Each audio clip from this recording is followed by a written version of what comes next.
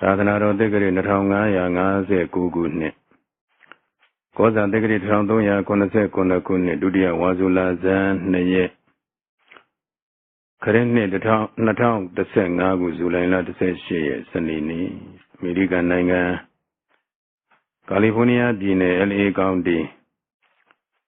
စံဂေပရိယေစီတီဒေါက်တာမောင်မောင်ဒေါ်မေယုသမီးမချုတဲ့မောင်မိသားစုများ၏ဓမ္မစကုဓမ္မယုံတော်ကြီးအတွင်း၌ရှင်မင်းဝန်ဆရာတော်၏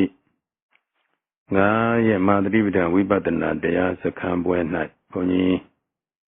ဓမ္မဒါနတရားလှူပေးလူမှာကတော့သောတာပန်ဤဂုဏ်အင်္ဂါ၄ပါးပါတရားတော်လေ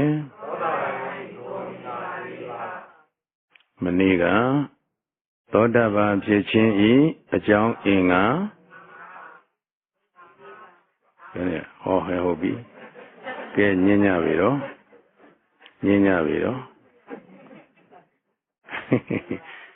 အကြောင်းအင်္ဂါ၄ပါးတဲ့သဗ္ဗုရိသတန်တေဝသူတော်ကောင်းကိုမှီဝဲခြင်းဟာသောတာပန်ဖြစ်ခြင်းရဲ့အကြောင်းနံပါတ်1နံပါတ်2ဟာတတ္တမသဝနံသူတော်ကောင်းများဟောကြားတဲ့တရားကိုရိုးရိုးသေးသေးမှတ်မှတ်သားသားနာကြားခြင်းဟာလည်းပဲသောတာပန်ဖြစ်ခြင်းရဲ့အကြောင်းတဲ့နံပါတ်3ယောနိသောမနတိကာရနှလုံးသွင်းမှန်ကန်ခြင်းဟာလည်းပဲသောတာပန်ဖြစ်ခြင်းရဲ့အကြောင်းတဲ့ဓမ္မာနုဓမ္မပฏิပတ်တိလောကုတ္တရာတရား9ပါးလျော်တဲ့တတိပဋ္ဌာန်မဲ့ခင်ဆိုတဲ့ကျင့်မြတ်တရားကိုကျင့်ကြံပွားများအားထုတ်ခြင်းဟာလည်းသောတာပန်ဖြစ်ခြင်းရဲ့အကြောင်းအင်္ဂါတပါးတဲ့ပေါင်းလိုက်ရင်အင်္ဂါ၄ပါးဒီအင်္ဂါ၄ပါးနဲ့ပြည့်စုံပြီဆိုရင်တော့သောတာပန်မဖြစ်နိုင်ဘူးလားတကယ်လို့သောတာပန်ဖြစ်ပြီဆိုရင်အဲ့ဒီသောတာပန်ဖြစ်တဲ့ပုဂ္ဂိုလ်ဟာခိနာဇာတိခိနာရယောတဲ့ခိနာနိရယောတဲ့ငရဲကိုကြာရောက်မှုမရှိတော့ဘူးဒီပုဂ္ဂိုလ်ကဘယ်တော့မှဘယ်ငရဲမကြနိုင်တော့ဘူးတဲ့ဒီတော့သောတာပန်ဖြစ်ပြီဆိုတဲ့ပုဂ္ဂိုလ်ကဘယ်တော့မှဘယ်ငရဲမကြနိုင်တော့ငရဲကြနိုင်လောက်တဲ့မကောင်းမှုအကုသိုလ်တွေပြုပါဦးမလားမပြုတော့ဘူးနောက်ပြီးတော့ခိနာတိတိသန္နာယောနိဒီပုဂ္ဂိုလ်တိရစ္ဆာန်မဖြစ်နိုင်တော့ဘူးဘယ်တော့မှတိရစ္ဆာန်ဆိုတာလည်းပဲအပေပုံသားပဲလေဒါကြောင့်မို့အပေပုံဖြစ်တဲ့အပေပုံသားဖြစ်တဲ့တိရစ္ဆာန်လည်းမဖြစ်နိုင်တော့ဘူးတဲ့ခိနာပတ္တိဝိတယောတဲ့ဒီပုဂ္ဂိုလ်ပိဋ္ဌာဖြစ်မှုလဲကုန်ပြီတဲ့ဒီတော့ဘယ်တော့မှဒီပုဂ္ဂိုလ်ပိဋ္ဌာမဖြစ်နိုင်တော့ဘူးတဲ့နောက်ပြီးတော့ခိနာပါယဒုက္ခတိဝိနိပါတောတဲ့အပေပုံများသို့ကြာရောက်ရမှုအာလုံးလုံးဝကင်းပြီတဲ့မကောင်းဆိုးရတဲ့အပေပုံကိုလုံးဝမကြာရောက်နိုင်တော့ဘူးတဲ့ဒါသောတာပန်ဖြစ်ပြီဆိုရင်အပေ၄ပါးကလုံးဝမဖြစ်သွားပြီလေလွတ်ကင်းသွားပြီအပေကျနိုင်လောက်တဲ့မကောင်းမှုအကုသိုလ်ဘယ်တော့မှကိုမပြုတော့ဘူးအဲ့လိုမပြုတော့ဘူးဆိုတော့အာလုံးဗုဒ္ဓဘာသာဝင်ဖြစ်တဲ့ပုဂ္ဂိုလ်တိုင်းဟာအပေကြကျင်သလားမကြကျင်ဘူးလားမကြကျင်လို့ရှိရင်အ ਨੇ ဆုံးအောက်ထက်ဒီအပေကလွတ်နိုင်လောက်တယ်ဘုန်းကြီးတို့ဒီမှာသောတပတ္တိမဉ္ဇဉ်လောက်တော့ရအောင်ကြိုးစားဖို့မလိုဘူးလားဗျာရအောင်ကြိုးစားဖို့လိုတယ်ဒါကြောင့်မို့သောတာပန်လည်းဖြစ်ချင်ရတယ်သောတာပန်ဖြစ်ပြီဆိုရင်ပဲလွတ်ပြီဆိုပြီးတော့တရားမှုတရားအထုတ်တဲ့ပုဂ္ဂိုလ်တွေကတရားအထုတ်ရင်ကနေတပြီးတော့ပညာရောက်ပြီလေဗျာပညာရောက်ပြီလေဗျာသူတို့မေးနေတာအပဲလုံနိုင်လောက်တဲ့ဉာဏ်မျိုးများရောက်ပြီလားလို့သူစိတ်ကထင်နေလို့အဲ့ဒါနဲ့စပ်ပြီးတော့ဘုန်းကြီးရဲ့ကိုယ်တွေ့ပေါ့ဘုန်းကြီးမာစီသာသနာရိပ်တံမှာနေစဉ်ကျေးဇူးတော်ရှင်မာစီဆရာတော်ဘုရားကြီးရဲ့သစ္စာသမဏဥပဒကအဖြစ်နဲ့ဆရာတော်ဘုရားကြီးကိုပြုစုလုပ်ကြွေးရပါအချိန်တိုင်းဟာဘုန်းကြီးဆရာတော်ဘုရားကြီးနန်းမှာပဲအများဆုံးနေပေးရပါအဲ့ဒီမှာတရားကြီးတယောက်ရောက်လာတဲ့အခါကျတော့ဆရာတော်ဘုရားကြီးနဲ့တွေ့လူကြောင်းလျှောက်ထားเสียရှိတဲ့အကြောင်းအဲဒီလိုပြောတဲ့အတွက်ဘုန်းကြီးဆရာတော်ဘုရားကြီးထံကိုလိုက်ပို့ပေးပါတယ်လိုက်ပို့ပေးတဲ့အခါကလည်းကြတော့အဲ့ဒီတရားကြီးကမာစီဆရာတော်ဘုရားကြီးကိုသူဘယ်နေရာဘယ်ဌာနမှာဘယ်တရားရိပ်တာမှာတရားအထုတ်ခဲ့တဲ့အကြောင်းအဲဒီမှာတရားအထုတ်တဲ့အခါကျတော့ Kamadan Bede Kamadan Siagani Bido, Dugo, Dodaban, Chibi, Som Chap Be like the Chow. Mazi Siado Yaigo Shopari. Hello, Mazi Siado Yaigo Shop de Kakana Jaro, Mazi Siado Yaya. Mimi Kunaga, or the Boja, the land of Mire. Mimi Kunaga let the Boja, or Siaga Leve. Dodaban Chibi, Sumcha de Mimi Leve, Dago the Boja, Gina de Suyin. Pini Bibe, Siado Chaya, Michiban. Ericama, Dua. Sarabia, Sompiago, Lugin, Mazi Sarabia, Sompiago. Hello, Mazi Sarabia, Sompiago, Lugin, Kakalajaro. Sarabia, Sompiago, Dupijin, Lugin, Sarabia. Taga Atokera Atokere, Tanaga, Kamatansia, Leve. Da, Dodava Pibilo, Sompia Bila Bibe. Poniro Yeda Malela, Atuda, Mahodo. The guy, they are a tweedy. The guy, they are a diminu, Puniro Madibu, the Madibene. Punia below Sompia Bene Male. Erika Jaro, the guy, Shopper, 2 years they are a tweedy with Shopper. Do they are Dweebo Divo, Mimoni, Shouted Kama, 2 options to shout Dagaro? I only mean go to shout it. Tegero, I only mean Suraga, Puniro Yogi, Wibadana Nyan, a Savine lady, she did it. Nyan is my name, I use Ramatino. Nyan Savine lady, she did it. Emma, I only mean Biro, the I only do appear, I only left on you now so chintia, to be already, Mammy Niba. Mammy Niba, Emma, Sinis or Ionigo Miabo, Emma Siniga Lavo, Duna out of Yadoabo. Erago Miaris, Eriago do it come, a Dijon will shout. Do you come down as Ria said the Bugoani Biro, the guy Yadobi, Podava Chatovi Subiro. Amia Weaver also do Mia Weaver, Srejon, Piopian. Hello, Shopjaro. Elima, Mazicaro Yaya. Yazovia, my Lue. Nyango, Sompia Bede Sura, Machige Bubu. Yazovia, Lewero, Learoyan, Chide, Shima Mogula, Shem Taribudra, Matimia Giri. The book will live a Bebugu man, Yan Sompia Mabiga Bubu. Yazovia Brini Bazano Mubide, now by Shima Gatabaru. Niro Anandaru, the book will live Yango Sompia Mabiga. Yango Sompia Bede Sura, Yazovia Tabari, a Yada Pite Gadi. Punya leve the Gayiku Atolu Duida Dida Mienari the Gayisha Bialo. Punya Nene Sompia Mabelu Tavi me Yazavia Sompia Bita Side Tamada da Sure Dodani Side Any Damada da Dodani Punya Hopia Bime. Any Doda nega para liu. Any pony hopjara ligo, the guy not home below. The guy could I sumpia bare. Kunya sent could I chin at then sumpia, Kuyan yango could I miss sumpia bar. Ponyo sumpia mabiba wood. I know any the mara that Doda ma, Yazo Piaga. Dini pony hore.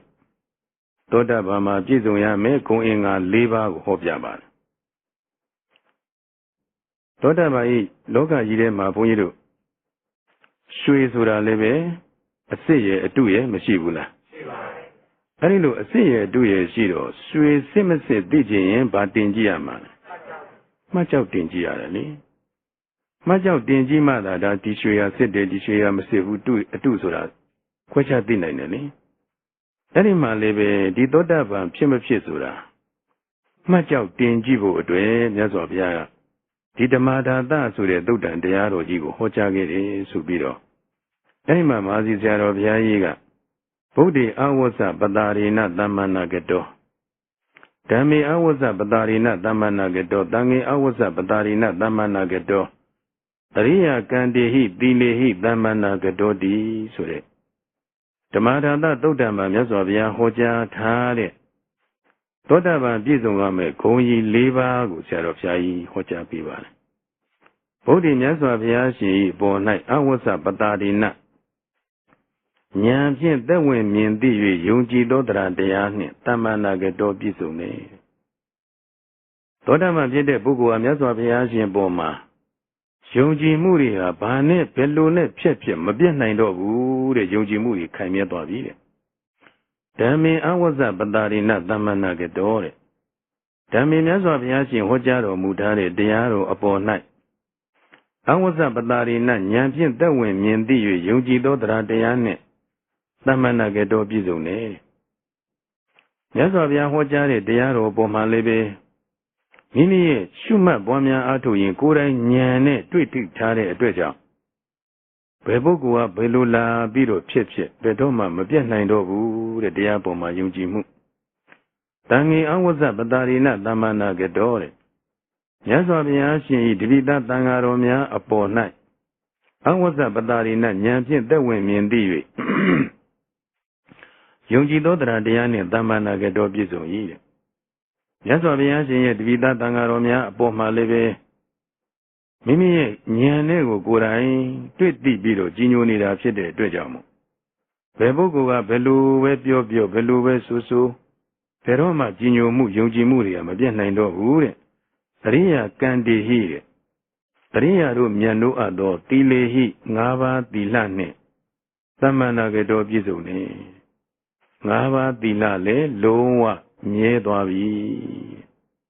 ဒီကုံရင်္ဂါ၄ပါးပေါ့ကုံရင်္ဂါဘယ်နှပါလဲ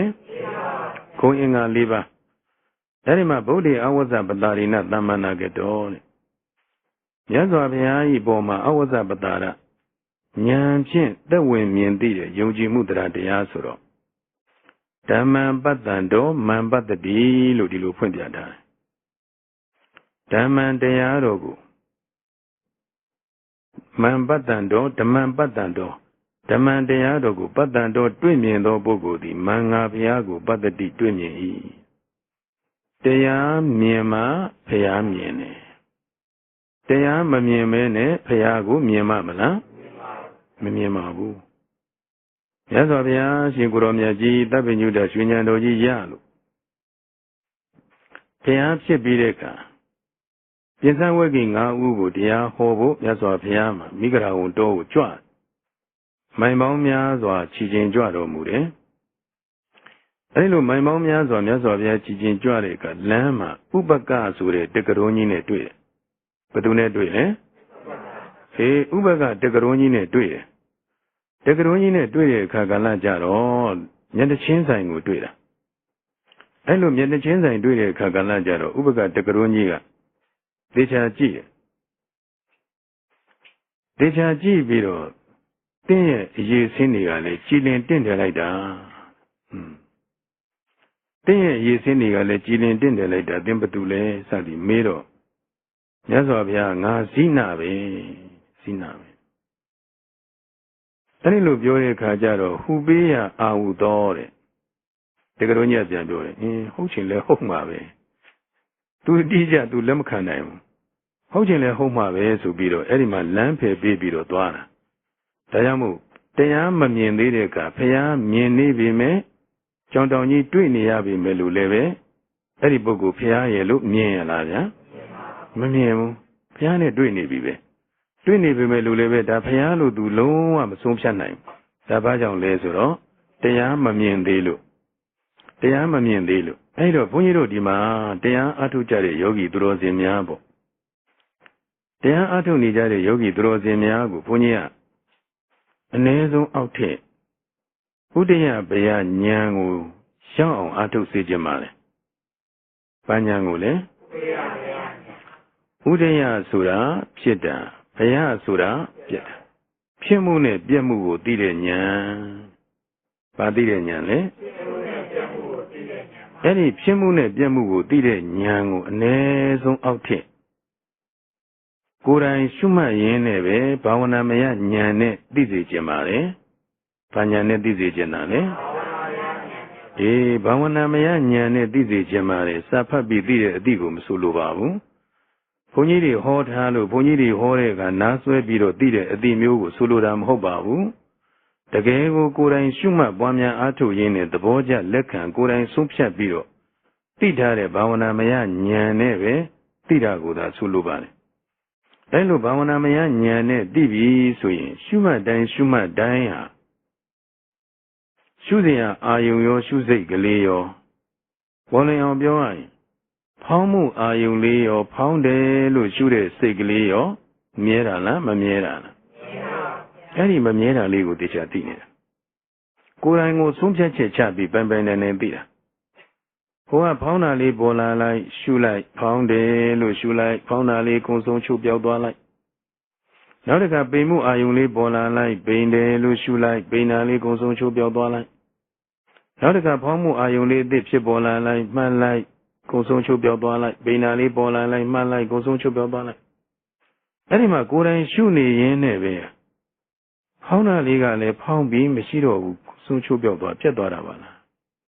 မှတ်သိနေတဲ့မှတ်သိစိတ်လေးကလည်းသိပြီးတာနဲ့မရှိတော့ဘူးပြတ်သွားတာပါလားအဲ့ဒီပိန်မှုအာယုံလေးကလည်းဒီလိုပဲပေါ်လာပြီးရင်ပြတ်သွားလိုက်မှတ်သိစိတ်လေးကလည်းသိပြီးပြတ်သွားလိုက်တယ်ဟောပေါ်လိုက်ပြောက်လိုက်ဖြစ်လိုက်ပြတ်လိုက်နေဒါမမြဲတဲ့တရားဆိုတာဒါပါလားဆိုတာကိုကိုယ်တိုင်ဉာဏ်နဲ့ဓာတ်ထိဆုံးဖြတ်နိုင်တဲ့ဖြစ်မှုပြမှုကိုသိတဲ့ဉာဏ်ကိုဆိုလိုပါတယ်အဲ့ဒီဉာဏ်ပေါ်လာပြီဆိုရင်မြတ်စွာဘုရားဟောထားတဲ့သဗ္ဗေသင်္ခါရအနိစ္စလို့မြတ်စွာဘုရားဟောထားအနိစ္စလို့ဟောတာလားနိစ္စလို့ဟောတာလားယုံနာဓမ္မသင်္ခါရတရားတွေမြဲတယ်ဟောသလားမမြဲဘူးဟောသလားအခုကိုယ်တိုင်ရှုမှတ်နေတဲ့အခါကျတော့ရောမြဲတာတွေ့သလားမမြဲတာတွေ့သလားမြဲတာတွေ့ပါဘုရားဟောနဲ့ကိုယ်တွင်းနဲ့ကိုက်ညီသလားမကိုက်ညီဘူးလားကိုက်ညီပါတယ်ဗျာအဲဒီလိုဘုရားဟောနဲ့ကိုယ်တွင်းနဲ့ကိုက်ညီတာတွေ့ရတဲ့အခါကျတော့စိတ်ထဲမှာဝမ်းသာမလားဝမ်းနည်းမလားဝမ်းသာမှုပီတိတွေတဖွာဖွာဖြစ်လာအဲဒီမှာဝမ်းသာမှုပီတိတွေတဖွာဖွာဖြစ်ပြီးတော့အဲဒီမှာခန္ဓာကိုယ်ကြီးတွေများကြွတ်တက်သွားလောက်အောင်ပီတိတွေကခုတ်တကပီတိခဏိကပီတိအောက်ကတိကပီတိဥပ္ပေကပီတိဥပ္ပေကပီတိဆိုတာခန္ဓာကိုယ်ကြီးကြွတ်တက်သွားတာတရားရှုမှတ်နေတဲ့အခါမှာအောက်ကခန္ဓာကိုယ်ကျမ်းနဲ့တထွာတမိုက်တတောင်းလွတ်နေသလိုပဲကျမ်းနဲ့လွတ်နေသလိုပဲခန္ဓာကိုယ်ကြီးကြွနေဘုန်းကြီးမဟာစီသာသနာရိပ်သာမှာမရောက်ခင်မှာအမျိုးသားယောဂီတယောက်အဲဒီလိုဖြစ်ခဲ့ဘူးပါအဲ့ဒီအချိန်တုန်းကဓမ္မယုံကလည်းပဲသူတို့တရားထိုင်မှုအတွက်အားလုံးကမတန်ရှင်းသေးတဲ့အတွက်ကြောင့်မို့အားလုံးတန်ရှင်းရေးတွေလုပ်နေကြတာဖြစ်တဲ့အတွက်မိမိဆောင်မှာမိမိထိုင်တယ်လို့ဆိုပါအဲ့ဒီယောဂီဟာအခုလိုအဖြစ်ပြသဘောတွေကိုဉာဏ်မှာထင်ပြီးတော့ဝမ်းသာမှုပီတိတွေနဲ့ဖြစ်ပြီးတော့ခန္ဓာကိုယ်ကြီးဟာတသိမ့်သိမ့်တငိမ့်ငိမ့်နဲ့ဖြစ်ပြီးတော့ခန္ဓာကိုယ်ကြီးကြွအဲ့ဒီခန္ဓာကိုယ်ကြီးအပေါ်ကိုကြွတက်သွားတာကိုသူသိနေတယ်အဲ့လိုကြွတက်သွားတာကိုသူသိနေပြီးတော့ခန္ဓာကိုယ်ကြွတာကအပေါ်ထိအောင်တကယ်ကိုစိတ်ထဲကထင်ရတာမဟုတ်ဘဲနဲ့တကယ်ကိုကြွသွားတယ်ဥပ္ပေကပီတိကပီတိအားရီကောင်းလို့လားမကောင်းလို့လားဗျာကောင်းလို့ပါဗျာအင်မတန်ကိုကောင်းတော့ခန္ဓာကိုယ်ပါအပေါ်ကျကြွသွားတယ်ကြွသွားတဲ့အခါကျတော့အပေါ်ကမျက်နှာကျက်နဲ့ခေါင်းနဲ့သွားထိလိုက်တယ်အဲ့ဒီထိလိုက်တဲ့အချိန်မှာသူတတိရသွားဘာဖြစ်တာပါလဲဆိုပြီးတော့တတိရလိုက်တဲ့အချိန်မှာခန္ဓာကိုယ်ကအပေါ်ကနေပြုတ်ကြရအောက်ကျဒီကရင်ပေါ်မှာဝုန်းဆိုတဲ့အတိုင်းကျအဲ့ဒီကျတော့မှဘေးကဒီလိုပဲအခန်းထဲမှာတရားထိုင်နေတဲ့ပုဂ္ဂိုလ်တွေကဘာဖြစ်တာပါလဲဆိုပြီးထွက်ကြည့်လိုက်တော့အဲ့ဒီမှာဒီပုဂ္ဂိုလ်ထိုင်ရကြီးဘာဖြစ်တာလဲဆိုအပေါ်ကနေပြုတ်ကြအပေါ်ကနေပြုတ်ကြတယ်ဆိုတာဘာတက်လို့လို့လဲမဟုတ်ဘူးတရားအထုတ်ရင်ဒီလိုဖြစ်သွားတယ်အဲ့ဒီမှာဒီလိုဖြစ်သွားတယ်ဆိုတာတကယ်ဥပ္ပေကပီတိတွေအားကောင်းထက်သန်စွာဖြစ်လာတဲ့အခါကျတော့ခန္ဓာကိုယ်ကြီးပါတခါနဲ့အပေါ်ကိုကြွပြီးတော့တက်သွားအဲ့ဒီလောက်အားမကောင်းသေးရင်တော့မိမိရဲ့စိတ်ထဲမှာတထွာတမိုက်တတောင်းအောက်ကကျမ်းနဲ့လွတ်နေသလိုထင်နေရတယ်အဲ့ဒီလိုထင်နေရပြီဆိုတဲ့ကောအောက်ပိုင်းခန္ဓာကိုယ်မှာဝေဒနာတွေထင်ရှားသေးလားမထင်ရှားတော့ဘူးအပေါ်ကိုကြွနေပြီအဲ့လိုခန္ဓာကိုယ်ကြီးကကြွပြီးတော့တက်နေပြီးတော့အဲ့လိုကိုဖြစ်နေတဲ့အခါကျတော့မြတ်စွာဘုရားဟောတဲ့ဒီမှာတရားရဲ့အရာသာလေးကိုယ်တိုင်တွေ့နေပြီဓမ္မပီတိတွေဖြစ်နေပြီ မြတ်စွာဘုရားဟောတဲ့အတိုင်းသဗ္ဗေသင်္ခါရအနိစ္စဆိုတဲ့အတိုင်းဒီယုတ်တရားနံတရားတွေရဲ့ဖြစ်ပြီးပြည့်နေတဲ့သဘောကိုလည်းကိုယ်တိုင်တွေ့တယ်။နောက်သဗ္ဗေသင်္ခါရဒုက္ခယုံနာဓမ္မသင်္ခါရတရားတွေဟာဒုက္ခဆင်းရဲကြီးပဲဆိုတာကိုမြတ်စွာဘုရားဟောတယ်။ဟောတဲ့အတိုင်းပဲမိမိရဲ့ဒီမှာဖြစ်မှုပြမှုတွေမပြတ်နှိမ့်ဆက်လို့ဆင်းရဲတဲ့ဒုက္ခသဘောတွေကိုယ်တိုင်တွေ့နေပြီ။သဗ္ဗေဓမ္မအနတ္တဒီယုံနာဓမ္မသင်္ခါရတရားတွေဟာအားလုံးအစိုးမရတဲ့သူသဘောတိုင်းသူဖြစ်နေတဲ့တရားတွေပဲဆိုတာလေကိုယ့်ဟာကိုယ်သဘောပေါက်နေပြီ။အဲဒီလိုမြတ်စွာဘုရားဟောတဲ့ဒီမှာအနိစ္စဒုက္ခအနတ္တမမြဲတဲ့သဘောဆင်းရဲတဲ့သဘောအစိုးမရတဲ့သဘောတွေကိုကိုယ်တိုင်ဉာဏ်နဲ့တွေ့နေတော့ဘုရားဟောနဲ့ကိုယ်တွေနဲ့မကိုက်ညီဘူးလားဗျာ။အဲလိုကိုက်ညီတဲ့အခါကျတော့ဘုရားပေါ်မှာရောယုံကြည်မှုတွေပို့ပြီးတော့အာမကောင်းဘူးလား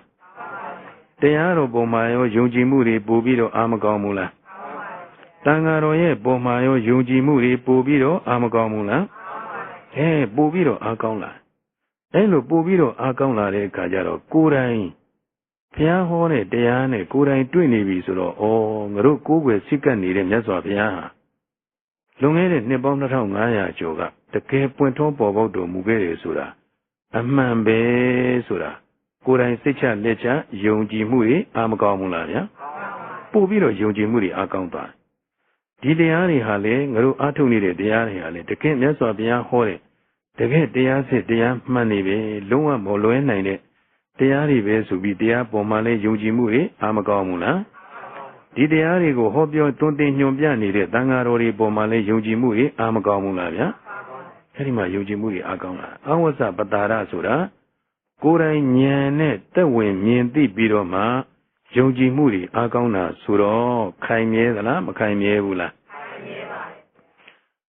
ဘယ်လိုပုဂ္ဂိုလ်ကဖြစ်အဲ့ဒီယုံကြည်မှုတွေပြတ်နိုင်သေးရဲ့လားအပြောကောင်းတဲ့ပုဂ္ဂိုလ်ကလာပြီးတော့အပြောကောင်းဟောကောင်းနဲ့လာဖြစ်မယ်ပြတ်နိုင်ပါဦးမလားဗျာမိမိကိုဒီမှာလက်နဲ့တင်နဲ့လာပြီးချင်းချောက်ပြီးတော့ဒီမိမိရဲ့ယုံကြည်မှုတွေကိုပြည့်စည်အောင်ဖြစ်လို့ရောပြတ်နိုင်ပါဦးမလားလုံးဝမပြတ်နိုင်တော့ဘုန်းကြီးတို့မြတ်စွာဘုရားလက်ထက်ကတုရံဗတ္ထဆိုတဲ့ပုံနာတထေတာတယောက်ရှိပါအဲ့ဒီတုရံဗတ္ထဟာဗြဟ္မဏယူဝါဒယူတဲ့ပုဂ္ဂိုလ်ပါသူဟာဗြဟ္မဏယူဝါဒယူတဲ့ပုဂ္ဂိုလ်ပါဒီနေ့သူကျွတ်တန်းဝင်မဲ့တရားရမဲ့အရေးကိုမြင်လို့မြတ်စွာဘုရားကိုတော်တိုင်တုရံဗတ္ထရဲ့အိမ်ပေါက်မှာသွားပြီးတော့တပိတ်ပိုက်ပြီးဆွမ်းရက်ပါလေအဲ့ဒီမှာတုရံဗတ္ထကမြတ်စွာဘုရားကိုမြင်တဲ့အခါအယူဝါဒအားဖြင့်ဗုဒ္ဓယူဝါဒယူတဲ့ပုဂ္ဂိုလ်မဟုတ်ပေမဲ့မြတ်စွာဘုရားဟာမင်းမျိုးကဆင့်သက်လာတဲ့ပုဂ္ဂိုလ်ဖြစ်တဲ့အတွက်ကြောင့်မို့မြင့်မြတ်တဲ့ပုဂ္ဂိုလ်ဖြစ်တယ်။မြင့်မြတ်တဲ့ပုဂ္ဂိုလ်ဆိုရင်သူကပုံနာမျိုးကဖြစ်တဲ့အတွက်ကြောင့်မို့မြတ်စွာဘုရားရဲ့အမျိုးတဲ့နှိမ့်ကြ။ဒါကြောင့်မြတ်စွာဘုရားကိုသူအယုသိပေးရမယ်။ဒါမြတ်စွာဘုရားကိုလည်းပဲအခုဆွမ်းလာရတဲ့အချိန်ဖြစ်တဲ့အတွက်ကြောင့်မို့သူဟာဆွမ်းနေလောင်းလူပေးရမယ်ဆိုပြီးတော့ဆွမ်းနေလောင်းလူပါတယ်။လောင်းလူပြီးတဲ့အခါမှာမြတ်စွာဘုရားကိုအယုသိပေးတဲ့အခါမြတ်စွာဘုရားကတုရံပတ္ထကိုအဲ့ဒီမှာပဲမြတ်စွာဘုရားတရားချီးမြှင့်ပေးပါလေအဲ့လိုမြတ်စွာဘုရားဟောတဲ့တရားလေးကိုသူရိုးရိုးသေးသေးပဲနာကြားပြီးတော့နှလုံးသွင်းတဲ့အခါကျတော့အဲ့ဒီနေရာလေးမှာပဲဝိပဿနာဉာဏ်နဲ့စဉ်စဉ်ရင့်ကျက်ပြည့်စုံပြီးတော့သောတပတ္တိမဉ္ဇဉ်ပူညာဆက်ရောက်သောတပန်ဖြစ်သွားတယ်ပါရမီလည်းပြည့်စုံနေတဲ့ပုဂ္ဂိုလ်မို့မြတ်စွာဘုရားကိုယ်တော်တိုင်လည်းပဲသူတရားရမယ့်အရေးကိုမြင်လို့မြတ်စွာဘုရားကိုယ်တော်တိုင်ကြွရောက်ပြီးတော့ဟောကြားပေးတာအဲ့ဒီတော့ဘုရားရှင်ကိုယ်တော်မြတ်ကြီးဆွမ်းလောင်းပြီးပြီဆိုတဲ့အခါကျတော့မြတ်စွာဘုရားလည်းပြန်လှည့်သွားတယ်သူရဲ့ရတဲ့ရတဲ့တရားသိဉာဏ်တွေလည်းရသွားပြီဖြစ်တဲ့အတွက်ပြန်ကြွသွားအဲ့ဒီမှာဒေဝရကမဏ္ဍကနေပြီးတော့တုရံပတ္ထတရားရသွားပြီဆိုရင်အဲ့ဒီတော့ဒီပုဂ္ဂိုလ်ငါရဲ့ဘက်တော်သားဘဝကနေပြီးတော့မြတ်စွာဘုရားဗုဒ္ဓဘက်တော်သားဖြစ်သွားပြီတကယ်တရားရမရငါသွားပြီးတော့စုံစမ်းကြည့်အောင်မယ်လေဆိုပြီးတော့အဲ့ဒီမဏ္ဍကဖျားလိုအယောင်ဆောင်ပြီးတော့ဖန်ဆင်းပြီးတော့ပေါ့အဲ့ဒီမှာတုဒ္ဒပတ္ထအိမ်ဘဝသွားပြီးရပ်ပြန်တယ်ရပ်တဲ့အခါကျတော့တုဒ္ဒပတ္ထကသောတပန်ဖြစ်ပြီးသားပုဂ္ဂိုလ်ဆိုတော့မြတ်စွာဘုရားပေါ်မှာမမိတ်မသုံးယုံကြည်နေပြီကြည်ညိုနေပြီအဲ့ဒီလိုဆိုတော့ မြတ်စွာဘုရားဘာအကြောင်းကိစ္စများထူလို့ပါလိမ့်မလဲဘာများအမေးရှိတော်မူလို့ပါလိမ့်မလဲဆိုပြီးတော့အိမ်ရှိထွက်လာပြီးတော့ဘာများအမေးရှိတော်မူလို့ပါလဲဘုရားအမေးရှိတော်မူပါဆိုတော့အဲ့ဒီမှာမနတ်ကဗန်ဆင်းထားတဲ့ဘုရားအတုကသုရပဋ္ဌာကြီးငါစောစောကသင်ကိုဟောခဲ့တယ်လေယုံနာဓမ္မသင်္ခါရတရားတွေအားလုံးမမြဲဘူးလို့သင်ကိုဟောခဲ့တယ်ဒါပေမဲ့သုဒ္ဓပဋ္ဌာကြီးအချို့ယုံနာတွေကတော့မမြဲတာမှန်တယ်ကွတချို့ယုတ်တရားတွေကမြဲတယ်ခိုင်မာတယ်ခိုင်မြဲတယ်အဲ့ဒါလေးမှားပြီးပြောမိလို့အခုငါဒါပြီးတော့သင်ကိုတတိပေးတာလို့ပြောတော့အဲ့ဒီမှာသုဒ္ဓပဋ္ဌာကစဉ်းစားကြည့်တယ်မြတ်စွာဘုရားတို့မြည်သည့်ဧကံဝဆနံတခုရီသောတခွန်းတီသောစကားကိုသာပြောတယ်ဘယ်တော့မှအမှားမရှိဒီပုဂ္ဂိုလ်ကမြတ်စွာဘုရားမဖြစ်နိုင်မြတ်စွာဘုရားကိုအမြဲတမ်းလိုက်ပြီးတော့နှောက်ရှက်နေတဲ့မာနပဲဖြစ်ရမယ်ဆိုပြီးတော့အဲဒီမှာသုဒ္ဓပတ္တကသင်မာနမဟုတ်လားဆိုပြီးလက်ညှိုးထိုးလိုက်တဲ့အခါမှာချက်ချင်းပဲဘုရားအယောင်ပြောက်ပြီးတော့မာနယုတ်ပေါက်သွားတယ်။အဲ့ဒီမှာသူ့အိမ်ပေါက်ကနေပြီးတော့အဲ့ဒီသုဒ္ဓပတ္တကတခါနဲ့လက်ညှိုးထိုးပြီးတော့မာမင်းလွှတ်လိုက်ရအဲ့တော့ဘယ်လိုပဲလာပြီးတော့သွေးဆောင်ဖျားယောင်းပေးမယ်လို့လည်းပဲအဲ့ဒီသောတာပန်ဖြစ်နေတဲ့ပုဂ္ဂိုလ်ဟာဘုရားပေါ်တရားပေါ်တန်ခါပေါ်မှာယုံကြည်မှုတွေခိုင်မြဲနေတဲ့အတွက်ဖြစ်လို့ပြည့်သေးရလားဗျာ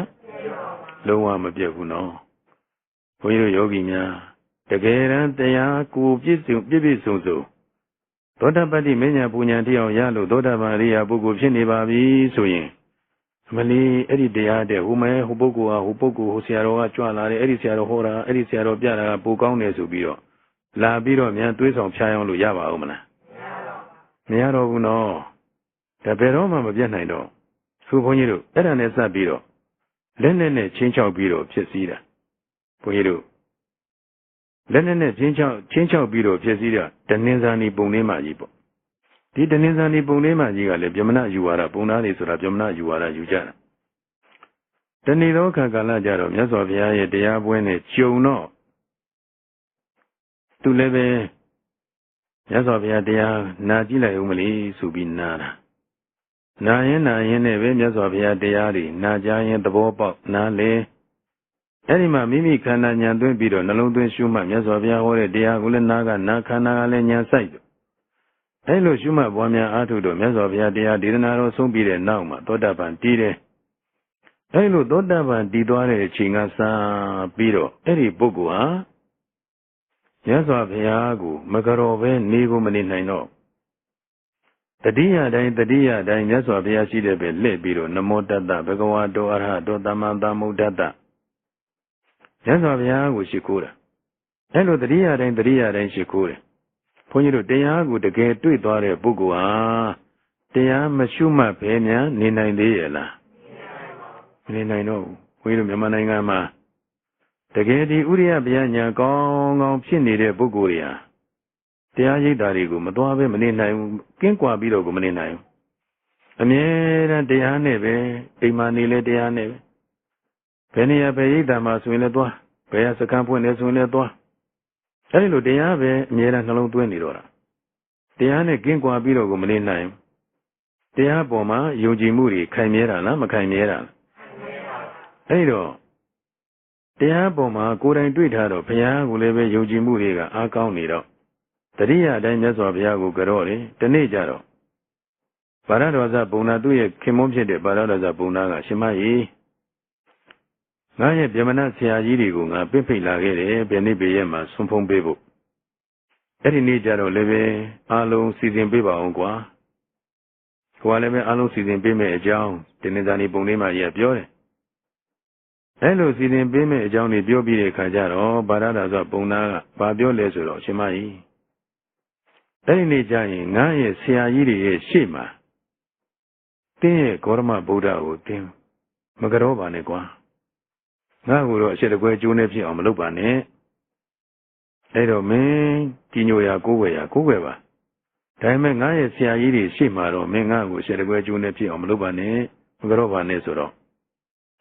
ဟိုကတနေ့သားနေပုံလေးကကြီးကတတိမရရင်တော့မကြောပါဘူးတဲ့တတိယရင်တော့ဘယ်လို့မှမကြောပဲမနေနိုင်ဘူးတဲ့သူ့ကိုအပယ်ဆင်းရဲကလွတ်အောင်တရားနိလန်းနေပေးထားတဲ့ ကျေးဇူးရှင်ဖြစ်တဲ့အတွက်ကြောင့်မို့သူမကြော်ပဲမနေနိုင်ဘူးတဲ့ကျေးဇူးရှင်ပဲအဲ့တော့ဟိုကတားတယ်ခဏလေးပါကွာငါဆရာကြီးတွေရှိနေတဲ့အချိန်လေးပါဟိုကလည်းပဲ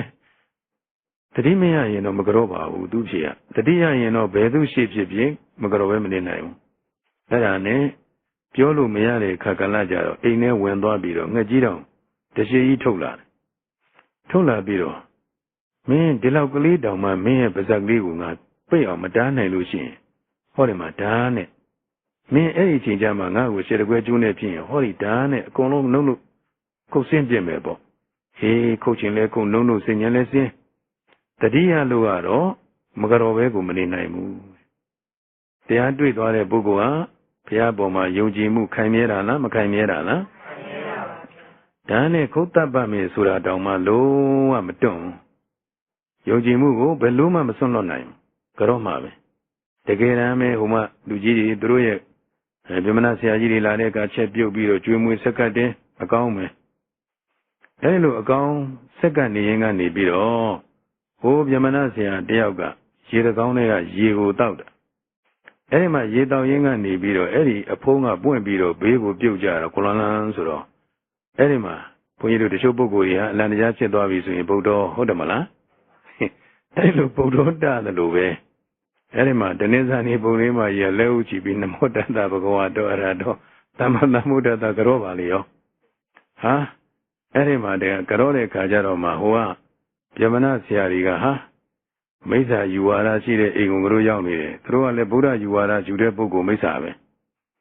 ဗုဒ္ဓကိုယူဝါဒယူတဲ့ပုဂ္ဂိုလ်ကလည်းတခြားယူဝါဒရှိတွေကိုမိစ္ဆာပဲအဲ့တော့မိစ္ဆာယူဝါဒရှိတဲ့အိမ်ကိုရောက်နေပြီဆိုပြီးချက်ချင်းထပြန်ပြေးကြအဲ့ဒီမှာဆိုလိုရင်းကတော့ဒါလည်းနဲ့မိမိကိုတတ်ပတ်မယ်ဆိုတာတောင်မှဒီဘုရားပေါ်မှာယုံကြည်မှုတွေပြတ်နိုင်သလားမပြတ်နိုင်ဘူးလားဗျာလုံးဝမပြတ်နိုင်တကယ်သောတာပန်ဖြစ်တဲ့ပုဂ္ဂိုလ်ရဲ့ယုံကြည်မှုဟာခိုင်မြဲတာလားမခိုင်မြဲတာလားဒီယုံကြည်မှုတရားတရားတွေဒီလောက်တည်းအောင်ခိုင်မြဲသွားပြီဘုန်းကြီးတို့ယောဂီများနောက်တစ်ခုရှိသေးတယ်သာရကလေးတစ်ခုနောက်တစ်ခုကဘယ်သူလဲဆိုတော့သုပ္ပဗုဒ္ဓတဲ့ရာဇဂိုမြို့မှာမိခင်မွေးလာတဲ့အချိန်ကစပြီးတော့အဲ့ဒီပုဂ္ဂိုလ်ဟာအင်မတန်ကန်ဆိုးတဲ့ပုဂ္ဂိုလ်ပဲအင်မတန်ကန်ဆိုးတဲ့ပုဂ္ဂိုလ်သူမမွေးခင်တည်းကသူကိုယ်ဝင်ရပြီဆိုတဲ့ကအဲ့ဒီတောင်းစားတဲ့သူတော်စားရွာကြီးတရွာလုံးအလုတ်ကင်ဘယ်ကမှမရအောင်သွားတောင်းတော့လည်းဘယ်ကမှပေးမဲ့လူမရှိဘူးဒုက္ခရောက်ဒါသူကိုယ်ဝင်ရလာတဲ့အချိန်ကစပြီးတော့အဲ့လိုဖြစ်ကြတဲ့အခါကျတော့တရွာလုံးဒုက္ခရောက်ကြတဲ့အခါရွာကြီးကအိမ်လေးတစ်ထောင်ရှိတယ်လို့ဆိုပါတယ်အဲ့ဒီမှာ900စီဟိုဘက်ဒီဘက်ပိုင်းလိုက်တယ်900စီပိုင်းပြီးတော့တခါလေပိုင်းလိုက်တဲ့အခါကျတော့သူပါတဲ့ဘက်က900အဲ့ဒီမှာအိမ်တော်စု900တောင်းစားလို့မရအောင်အလုတ်ကင်မရှိပြန်ဟိုဘက်ကတော့အားလုံးအလုတ်ကင်နေဆင်ပြေသွားတယ်အဲ့ဒီ900တွေကနေပြီးတော့တခါ250စီပိုင်းလိုက်ပြန်တယ်ပိုင်းလိုက်ပြန်တော့အဲ့ဒီသုပ္ပဗုဒ္ဓတရေသားလေးပါတဲ့ဘက်ကတောင်းစားလို့မရပြန်ဘူးအလုတ်ကင်နေမရှိပြန်ဘူးအဲ့ဒီလိုနဲ့ပိုင်းသွားလိုက်တာနောက်ဆုံးသူတိန်နဲ့ပဲကြံတော့တယ်သူတိန်နဲ့ပဲကြံတဲ့အခါကျတော့ဒီအိမ်ကကန်ဆိုးတဲ့အိမ်လားကန်ကောင်းတဲ့အိမ်လားဒီကန်ဆိုးတဲ့အိမ်ဆိုပြီးတော့လူတွေကအပေါင်းအသင်းမလုပ်ကြတော့ဘူးသူတို့အဲ့ဒီမှာရွာကနေထွက်သွားပြီးတော့နောက်ဆုံးအဲ့ဒီမှာခင်မုန်းဖြစ်တဲ့ပုဂ္ဂိုလ်ကသွားတောင်းပြီးတော့မှကျွေးရတယ်ဇနီးဖြစ်တဲ့ပုဂ္ဂိုလ်တောင်းရင်မရအောင်အဲ့ဒီမှာခင်မုန်းဖြစ်တဲ့ပုဂ္ဂိုလ်တောင်းတာလေးကိုပဲနှစ်ယောက်မျှတဆန်းအဲ့ဒီလိုနဲ့ဒီတရေသားလေးဖွာလာတယ်ပေါ့ဖွာလာတဲ့အခါကျတော့လည်းပဲရုပ်ဆင်းအင်္ဂါကနှာခေါင်းပြနှရွယ်ပြလက်ပြခြေပြအကုန်လုံးပဲလက်တို့ခြေတို့ဘာမှကြည့်လို့ရှုလို့မကောင်းရုပ်ဆင်းအင်္ဂါလည်းဘယ်လို့မှကြည့်လို့မကောင်းအဲ့ဒါနဲ့ခင်မုန်းဖြစ်တဲ့ပုဂ္ဂိုလ်ကသူ့ဇနီးကိုရှင်မကြီးမွေးလာတဲ့ဟာလည်းဘလူးတမျှရုပ်ဆင်းအင်္ဂါလည်းဆိုးလိုက်တာလက်ကလည်းပြခြေကလည်းပြနှာခေါင်းကလည်းပြနှရွက်ကလည်းပြတတ်ဘာတစ်ခုမှကြည့်မကောင်းဘူးအဲ့တော့မြေပေါ်ဘလူးလေးမွေးတယ်လို့ပဲအဲ့တော့ဒီကလေးကိုသွားပြီးတော့ဆွန့်ပလိုက်ကြရအောင်ဟိုကမိခင်စိတ်ပဲလေကိုလလွယ်10လမွေးဖွားလာရတဲ့သားလေးဆိုတော့မပြစ်နိုင်ဘူး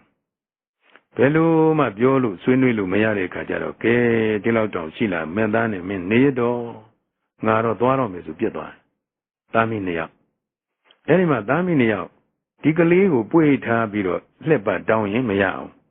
ကလေးကိုတနေရာလေးချထားပြီးသွားတောင်းမှရအဲ့ဒီလိုနဲ့ပဲသူ့ရဲ့ဘဝအသက်ရှည်အောင်မွေးမြူလာခဲ့ရနောက်ကလေးလေးရွယ်ရောက်လာတဲ့အချိန်သွားနိုင်လာနိုင်အချိန်အဲ့ဒီမှာကလေးကိုတနေရာမှာထားပြီးသွားတောင်းပြီးသားမင်းနဲ့အတူတူစားနောက်ဒီကလေးသွားတတ်လာတတ်တဲ့အချိန်ရောက်ပြီဆိုတဲ့အခါကျတော့မှမိခင်ဖြစ်တဲ့ပုဂ္ဂိုလ်ကတာရီရော့ဟောဒီမှာခွဲဟောဒီမှာဒုတ်ကလေးခွေးတွေလာတွေပါတွေလာရင်ကိုနကတ်လာရင်ဒီဒုတ်ကလေးနဲ့ကန်နော်ဟောဒီဟာလေးနဲ့တောင်းပေးသမျှဒီခွက်ကလေးနဲ့ခံပြီးတော့ငါသားစားသွားဟိုမှာဟိုအိမ်ကိုသွားပြီးတော့တောင်းကြီးဆိုပြီးတော့မိခင်ဖြစ်တဲ့ပုဂ္ဂိုလ်ကသားလေးကိုလမ်းညွန်ပေးလိုက်ပြီးတော့အဲ့ဒီမှာသားလေးဝင်းနေရနေပါလိကွယ်သွားပြီဆိုတဲ့အချိန်မှာမိခင်ကထွက်ပြေးတာသားလေးကိုပြစ်ပြီးပြေးရအဲ့ဒီလိုနဲ့အင်မတန်ကန်ဆိုးတဲ့ပုဂ္ဂိုလ်ပါကိုယ့်ဟာကိုယ်နဲ့ပဲကိုယ့်ခြေတော်လေးပေါ်ထောက်ပြီးတော့ပဲဒီလိုပဲတောင်းရစားတောင်းနေရွယ်လေးရောက်လာဒီနေ့မှာမြတ်စွာဘုရားရှင်ကိုရောမြတ်ကြီးရဲ့ဉာဏ်တော်ထဲမှာဒီသုပ္ပဗုဒ္ဓတရားရမယ်အရေးကိုမြတ်စွာဘုရားမြင်ပါတယ်မြင်တော်မူတဲ့အခါကလည်းကြတော့မြတ်စွာဘုရားဓမ္မသဘင်ပွဲကြီးဆင်ရင်ကျင့်ပအဲ့လိုတရားပွဲကြီးဆင်ရင်ကျင့်ပပြီးတော့နေတဲ့အခါမှာသုပ္ပဗုဒ္ဓကလည်းပဲလက်ပတ်ပြီးတော့တောင်းတေဝင်တေရင်ထွက်လက်ပတ်ပြီးတော့တောင်းရင်ကနေပြီးတော့တလန်းဝင်တလန်းထွက်နဲ့သွားရင်ကနေပြီးတော့လူတွေစုဝေးပြီးတော့နေတဲ့မြတ်စွာဘုရားရှင်ရဲ့တရားပွဲကြီးကိုလှမ်းပြီးတော့တွေ့ရတာအဲ့ဒီလူတွေစုဝေးနေတဲ့မြတ်စွာဘုရားတရားပွဲကြီးကိုသူမြင်ရတဲ့အခါကလည်းကြတော့ဟန်ကြပြီအလှပွဲကြီးတော့တွေ့ပြီငါတော့ဒီကနေ့အတွက်ကတော့ဘာမှစားဝေးတော်ကြီးပူဇော်မလို့တော့ဘူးသွားမှပဲဆိုပြီးသွားလိုက်အဲ့ဒီရောက်တဲ့အခါကျတော့အလှပွဲကတရားအလှပွဲဖြစ်ဘာအလှပွဲလဲတရားအလှပွဲဟေးအစားအလှပွဲမဟုတ်ဘူးတရားအလှပွဲကြီးဖြစ်ဒါပေမဲ့လို့သူစိတ်ထဲမကြဘာကြောင့်လဲဆိုတော့သူတို့လူဆင်းရဲမျိုးဒုက္ခိတမျိုးမြတ်စွာဘုရားတရားနာဖို့ဆိုတာအင်မတန်ကိုခက်ခဲတာပဲမြတ်စွာဘုရားရှင်ရဲ့တရားပွဲကြီးကြုံဖို့ဆိုတာအင်မတန်ခက်ခဲတာအခုလမ်းဆောင်လမ်းကွာမှာမြတ်စွာဘုရားတရားပွဲကြီးကြုံရလေတော့ငါလည်းပဲဒီကနေ့ထမင်းငတ်ခြင်းလဲငတ်ပြီစီတော့မြတ်စွာဘုရားတရားကိုပဲငါနာမယ်ဆိုပြီးတော့အဲ့ဒီမှာမြတ်စွာဘုရားရှင်ရဲ့တရားပွဲကိုနောက်ဆုံးအစွန်ကနေနာရလူကြားတဲ့ဝင်လို့ရရလားမရပါဘူးသူ့မှာလည်းခန္ဓာကိုယ်ကအနာတွေနဲ့ညမှာဆိုရင်အနာတွေကလေရားလုံးလို့အမလေးအလိုလေးနဲ့អော်ရတာအဲ့လိုអော်ရတဲ့အတွက်ကြောင့်ဘေးကပုဂ္ဂိုလ်တွေအိယာကနေလန့်နိုးလုံးလို့သူ့ရဲ့နာမည်ကိုသုပ္ပဗုဒ္ဓလို့ခေါ်တာသူများအိယာကလန့်နိုးအောင်អော်တဲ့ကောင်အဲ့တော့သူ့ရဲ့အနာတွေကတော်ဆိုးတာဆိုတော့အဲ့ဒီမှာအနာတွေကိုသူကိုယ်ကဖဲရနေဆိုတော့អော်ရက်တာအဲ့လိုဆိုတော့တိသုပ္ပဗုဒ္ဓလူကြားနဲ့ဝင်လို့မဖြစ်တော့အစွန်ဖျားလေးကပဲနာရမြတ်စွာဘုရားကလည်းပဲဒီသုပ္ပဗုဒ္ဓရောက်လာတဲ့အချိန်တိအောင်မြတ်စွာဘုရားတရားမဟောသေးဘဲနဲ့မြတ်စွာဘုရားစောင့်ဆိုင်ပြီးတော့သုပ္ပဗုဒ္ဓရောက်လာတဲ့အခါကျတော့မှဒါနကထာသီလကထာတက္ကကထာမေဃကထာကမ္မန္နအာရိနဝကထာစတဲ့ဒေသနာကိုအစဉ်အတိုင်းမြတ်စွာဘုရားရှင်ကိုရောမြတ်ကြီးဟောကြားပေးတယ်အဲဒီမှာဒေသနာကိုအစဉ်အတိုင်းသူ့ရဲ့ဒီမှာပါရမီတွေတဖြည်းဖြည်းပြည့်ဝလာအောင်ဒေသနာအစဉ်အတိုင်းမြတ်စွာဘုရားဟောကြားပေးတဲ့အခါကလည်းကြတော့သူ့ရဲ့အစွန်အဖျားရောက်နေပြီမဲ့လို့လည်းပဲမြတ်စွာဘုရားဟောတဲ့တရားပရိသတ်ရဲ့အစွန်ကကြားလောက်အောင်မြတ်စွာဘုရားရဲ့တကူတော်နဲ့သူစီကိုအတန်တော်လှုပ်ပေးတယ်အဲဒီခါမှာသုပ္ပဗုဒ္ဓကလည်းပဲမြတ်စွာဘုရားရဲ့တရားကိုဒီတစ်ချိန်လေးနာရပြီမဲ့လို့လည်းပဲဒီတစ်ချိန်ကိုစူးစူးဆိုင်တေချာလေးနာကြတော့မြတ်စွာဘုရားဟောတဲ့တရားလုံးတိုင်းသူသဘောပေါက်နေတယ်။ဘာကြောင့်လဲစူးစူးဆိုင်နာလို့လားမနာလို့လားနာလို့ပါအဲလိုစူးစူးဆိုင်ကလေးနာတဲ့အတွက်ကြောင့်မို့ဒီခါလေတရားတော်ပေါ်မှာသဘောတွေပေါက်ပြီးတော့နေတာမြတ်စွာဘုရားရဲ့တရားတော်ကလည်းပဲဒါနကနေသီလကနေတက္ကကနေမေဃကထာအဲ့ဒီကျင့်ကြံပွားများအားထုတ်မှုကထာတိအောင်ဒီမှာရှုမှတ်ပွားများအားထုတ်ပုံနေတိအောင်ဟောလိုက်တဲ့ခါကျတော့သူလည်းခန္ဓာဉာဏ်သွင်းပြီးတော့နှလုံးသွင်းပြီးတော့ရှုမှတ်မြတ်စွာဘုရားဟောတဲ့တရားနာကနာခန္ဓာမှာညာဆိုင်ပြီးတော့နှလုံးသွင်းရှုမှတ်ရင်းနဲ့မြတ်စွာဘုရားရဲ့ဒေသနာတော်ဆုံးအဲ့ဒီချိန်မှာပဲဒီသုပ္ပဗုဒ္ဓလူနုလေးဟာကိလေသာအသောကုန်ခသုပ္ပဗုဒ္ဓလူနုလေးဟာသောတပတ္တိမဉ္ဇဉ်ပူညာဆက်ရောက်ပြီးတော့သောတပန်အရိယာပုဂ္ဂိုလ်လေးဖြစ်သွားဘာအရိယာပုဂ္ဂိုလ်ဖြစ်သွားလဲအဲ့ဒီမှာသောတပန်ပုဂ္ဂိုလ်ဖြစ်သွားပြီဆိုတော့သူကမြတ်စွာဘုရားကိုသူတွေ့တဲ့တရားနဲ့ပတ်သက်ပြီးတရားလျှောက်ခြင်းနဲ့ဘာလုပ်ခြင်းလဲတရားလျှောက်ခြင်းတာတရားတွေ့တဲ့ပုဂ္ဂိုလ်နဲ့မတွေ့တဲ့ပုဂ္ဂိုလ်ကွာတာပဲ တရားတွေလျှောက်เสียမရှိလို့တရားမတွေ့တဲ့ပုဂ္ဂိုလ်ကတော့တရားလျှောက်ရမှာကိုဝန်လေးပြီးတော့ဟိုပတ်ဒီပတ်နဲ့တခါနဲ့အောက်ဆင်းလိုက်ထက်တက်လိုက်ဒီလိုဖြစ်နေတရားတွေ့တဲ့ပုဂ္ဂိုလ်ကြတော့ဟိုတရားလျှောက်ခြင်းကိုမရောက်သေးဘူးသူကလျှောက်ခြင်းနေတာတရားလျှောက်ခြင်းနေတာအခုလည်းပဲသူကတရားတွေ့ထားတဲ့ပုဂ္ဂိုလ်ဆိုတော့တရားလျှောက်ခြင်းတယ်တရားလျှောက်ခြင်းပေမဲ့သူလူကြားတဲ့ကိုဝင်လို့ဖြစ်ပါမလား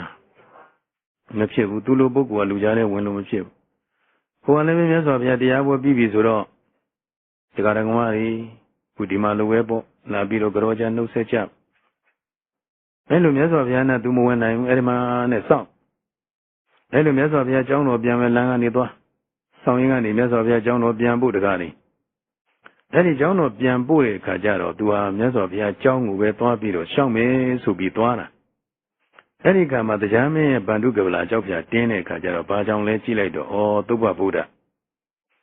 တရားရတဲ့အကြောင်းကိုသူမြတ်စွာဘုရားရှောက်မလို့တကယ်ပဲတရားရတာတွေ့တာဟုတ်မဟုတ်ငါသွားပြီးတော့စမ်းသပ်ကြည့်ဦးမလီဆိုပြီးတော့တရားမင်းကနေပြီးတော့အဲ့ဒီသုဘဗုဒ္ဓကိုဟဲ့သုဘဗုဒ္ဓဆိုပြီးခေါ်လိုက်တာခေါ်ပြီးတော့သင်ဘသူလဲသုဘဗုဒ္ဓဆိုပြီးတော့ခေါ်လိုက်တဲ့အခါကျတော့ဟိုကလည်းပဲကြည့်တယ်တင့်ကိုငါချမ်းသာအောင်လဲလုပ်ပြီးမယ်တင်းရဲ့ယောဂါတွေလည်းပျောက်ကင်းအောင်လဲလုပ်ပြီးမယ်တင်းရဲ့ရုပ်ဆင်းအင်္ဂါတွေလည်းပဲလှပတင့်တယ်အောင်လဲလုပ်ပြီးမယ်ဒီရတကြိုမြို့ကြီးမှာလည်းပဲတင်းဟာအဆင်းရဲဆုံးဒါပေမဲ့တင်းဟာအချမ်းသာဆုံးပုဂ္ဂိုလ်ဖြစ်အောင်လဲငါလုပ်ပြီးမယ်တင်းငါပြောခိုင်းတဲ့စကားပြောမလားမိတယ်နေပါအောင်တင်းကဘသူလဲကျွန်ုပ်တရားပဲဘာပြောရမှာလဲဖျားဖြင့်ကိုးကွယ်ရမဟုတ်ဘူးတရားဖြင့်ကိုးကွယ်ရမဟုတ်ဘူးတန်ခါဖြင့်ကိုးကွယ်ရမဟုတ်ဘူးဘုရားတရားတန်ခါယရဏသုံးပါးဟာကိုးကွယ်စည်းကပ်ရမယ်မဟုတ်ဘူးလို့သင်ပြောအဲ့ဒီလိုဆိုရင်သင်ကငါအစိုးသောကပြောတဲ့အတိုင်းဟောဒီရာဇဂိုမြို့ကြီးမှာချမ်းသာဆုံးပုဂ္ဂိုလ်ဖြစ်ရသင်ဟာအချောလှဆုံးပုဂ္ဂိုလ်ဖြစ်ရသင်ရဲ့ကျမ်းမာရေးတွေအကောင်းဆုံးပုဂ္ဂိုလ်ဖြစ်ရငါအကုန်လုံးတာဝန်ယူတယ်ဆိုတော့အောင်မယ်အဲ့ဒီကြတော့မှသုဘဗုဒ္ဓကဘာလဲတရားတဲ့ဘာတရားလဲတခါတည်းကြည်တဲ့ပြောတောက်ပြလိုက်မယ်ဒီမှာသုဘဗုဒ္ဓကဘာတရားလဲပေါ့သင်ကကျွန်ုပ်ကိုလူမွဲလူစင်းရဲလို့ပြောတယ်ဘုရားဆရှိတဲ့သူတော်ကောင်းတွေကကျွန်ုပ်ကလူမွဲလူစင်းရဲမဟုတ်တော့ဘူးကျွန်ုပ်မှာ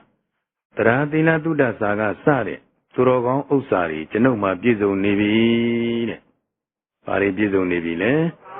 ဟေးသူတော်ကောင်းတရားတွေသူတော်ကောင်းဥစ္စာ9ပါးပြည့်စုံနေပြီတဲ့အဲလိုသူတော်ကောင်းဥစ္စာတွေပြည့်စုံနေပြီဖြစ်တဲ့အတွက်ကြောင့်ကျွန်ုပ်ဟာလူစင်းရဲမဟုတ်တော့ဘူးလူချမ်းသာအဲတော့သင်လိုတရားမျိုးနဲ့ကျွန်ုပ်ကဘက်ပြိုင်ပြီးစကားပြောနေအချင်းကုန်နဲ့ကျွန်ုပ်နာကထွက်သွားပါဆိုပြီးတော့အဲ့ဒီမှာလူလေးကလက်ညှိုးထိုးပြီးတော့ငေါ့လှုပ်လိုက်တယ်ကတရားမျိုးထွက်ပြရတယ်အရိယာပုဂ္ဂိုလ်ကပြောတာဆိုရင်ဘယ်လို့မှမခံနိုင်အဲ့ဒီမှာတရားမင်းအဲ့ဒီနာကနေခွာသွားပြီးတော့မြတ်စွာဘုရားတန်သူအရင်ရောက်အောင်သွားတယ်မြတ်စွာဘုရားတန်အရင်ရောက်အောင်သွားပြီးတော့တရားမင်းကဒီလိုဒီအကြောင်းဒီသုဘဗုဒ္ဓကိုသူတရားစမ်းတဲ့အကြောင်းကိုမြတ်စွာဘုရားကိုလျှောက်ထားတဲ့အခါကျတော့မြတ်စွာဘုရားကတရားမင်းနဲ့သင်လိုတရားမင်းမျိုးတဦးတယောက်တည်းမဆိုထားနဲ့ရာထောင်ချီပြီးတော့သုဘဗုဒ္ဓရဲ့တရားတရားကိုဖြစ်စည်းရင်ဘယ်တော့မှမပြည့်စည်နိုင်တော့ဘူးတဲ့သောတာပန်အရိယာပုဂ္ဂိုလ်ရဲ့တရားတရားဟာခိုင်မြဲသွားပြီဘယ်လိုပုဂ္ဂိုလ်ကဖြစ်ပြက်နိုင်ပါဦးမလားဗျာမပြတ်နိုင်တော့ဘူးအဲ့တော့ယုံကြည်မှုစွမ်းရည်တွေဟာအားကောင်းသလားအားမကောင်းဘူးလားထက်မြက်တာလားမထက်မြက်ဘူးလား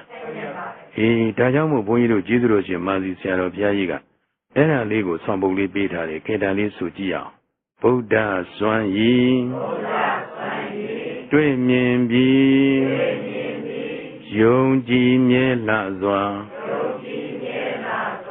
ဗုဒ္ဓစွမ်းရည်တွေ့မြင်ပြီးယုံကြည်မြဲလှစွာဆိုလိုက်ပါ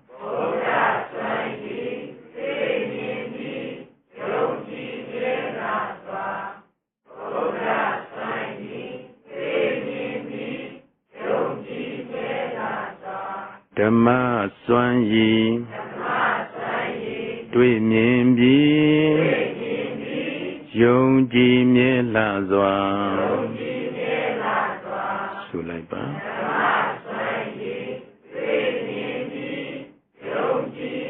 ဓ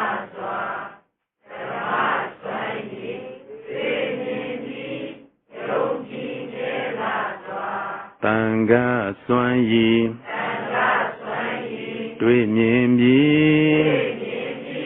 ယုံကြည်မြဲလာစွာသု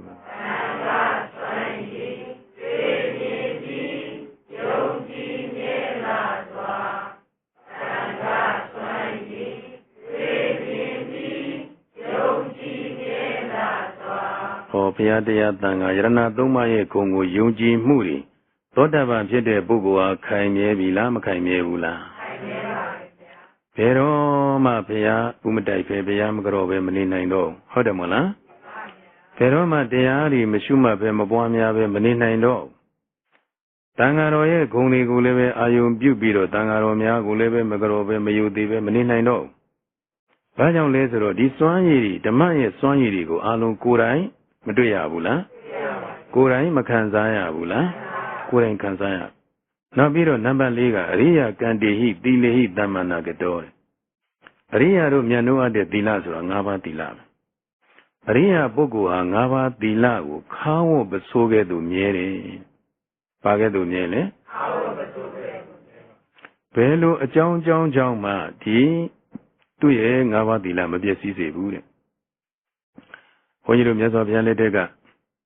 ဥဒိဏမင်း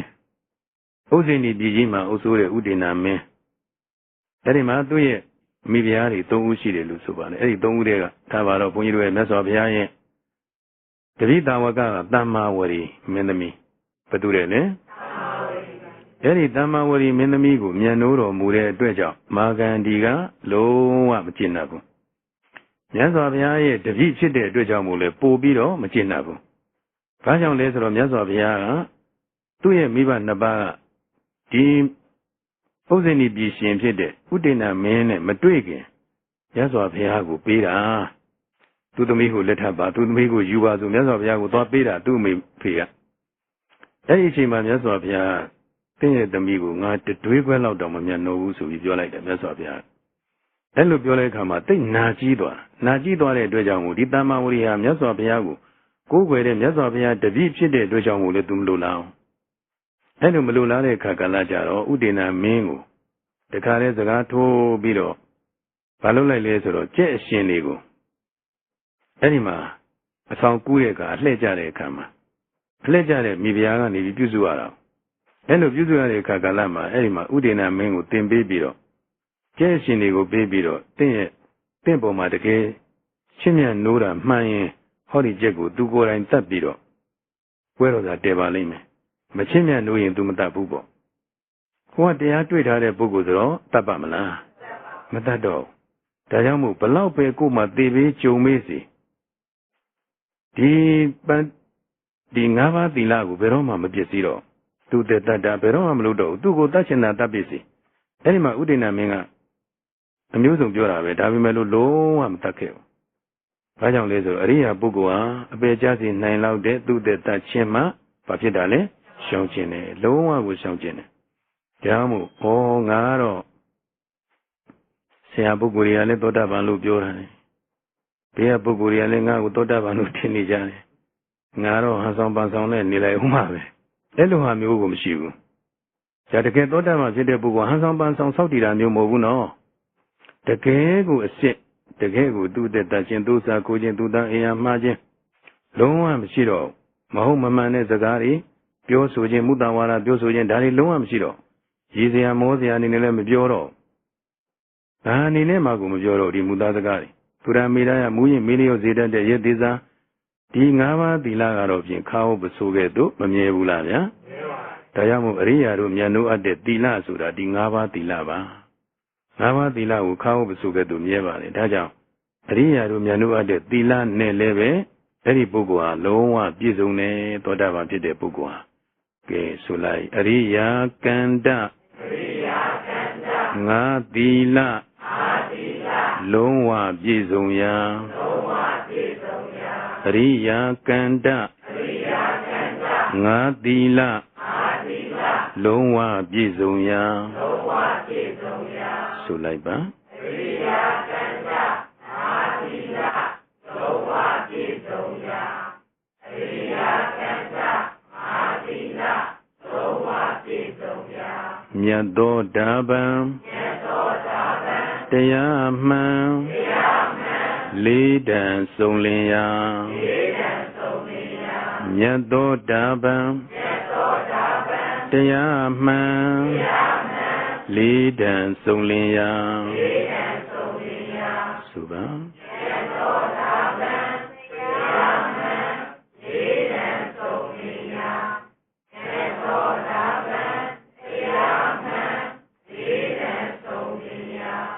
သောတာပန်ဖြစ်တဲ့ပုဂ္ဂိုလ်မှာဒီဂုဏ်အင်္ဂါ၄ပါးပြည့်စုံရမယ်။ဘာပြည့်စုံရမှာလဲ။တရားပေါ်မှာယုံကြည်မှုခိုင်မြဲရမယ်။တရားပေါ်မှာယုံကြည်မှုသံဃာပေါ်မှာယုံကြည်မှုအရိယာတို့မြတ်တို့အပ်တဲ့၅ပါးသီလခေါင်းပစုကဲ့သို့မြဲရဒီ၄ပါးသောတာပန်ဖြစ်တဲ့ပုဂ္ဂိုလ်ဟာဒီ၄ပါးပြည့်စုံရမယ်။ဒါဒီမှတ်ကြောက်ကလေးနဲ့တင်ကြည့်သောတာပန်ဖြစ်တဲ့ပုဂ္ဂိုလ်ဟာဘယ်လိုနေလဲ။ဒါလေးနဲ့ပဲတင်ကြည့်။ဘာမှသိပြင်အကဲခတ်เสียမလို့ဒီပုဂ္ဂိုလ်ဟာဒီဘုရားတရားသံဃာယရဏသုံးပါးရဲ့ဂုဏ်ကျေးဇူးတွေမြဲသလားမမြဲဘူးလား၅ပါးသီလမြဲလားမမြဲဘူးလားဒါနဲ့ပဲကြည့်လိုက်အဲ့ဒီမှကြောင့်နဲ့တင်ကြည့်ရင်ဒါသောတာပန်စစ်မစစ်မသိနိုင်ဘူးလားသိနိုင်တယ်ဒီလောက်နဲ့သောတာပန်ကိုအဆုံးဖြတ်ပေးလို့မရသေးဘူးသောတာပန်ဖြစ်တဲ့ပုဂ္ဂိုလ်မှာပယ်ရမယ်တန်ရောစဉ်၅ပါးရှိတယ်ပယ်ရမယ်တန်ရောစဉ်ဘယ်နှပါလဲ၅ပါးရှိတယ်အဲ့ဒီပယ်ရမယ့်တန်ရောစဉ်၅ပါးကိုလည်းပဲကျေးဇူးတော်ရှင်မာစီဆရာတော်ဘုရားကြီးက